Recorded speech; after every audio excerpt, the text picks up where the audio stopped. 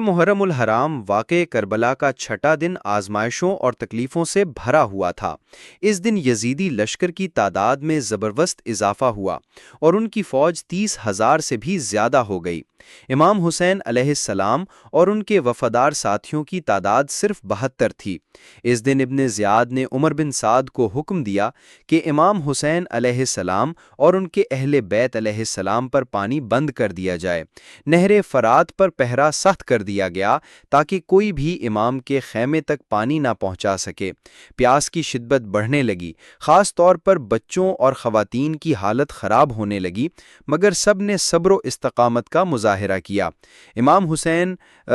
امام حسین نے دشمن فوج کو بارہا واعظ و نصیحت کی اور یاد دلایا کہ وہ نواسہ رسول ہیں، مگر دشمنوں کے دل سخت ہو چکے تھے۔ امام کے اصحاب نے ایک بار پھر اپنی وفاداری کا عہد کیا کہ وہ آپ کو تنہا نہیں چھوڑیں گے، چاہے انہیں جان دینا پڑے۔ یہ دن ہمیں ظلم کے خلاف ڈٹ جانے، حق پر ثابت قدم رہنے اور اہل بیت کی قربانیوں کو یاد رکھنے کا سبق دیتا ہے۔ 6 محرم کربلا کی داستان کا ایک انتہائی دردناک اور اہم دن ہے۔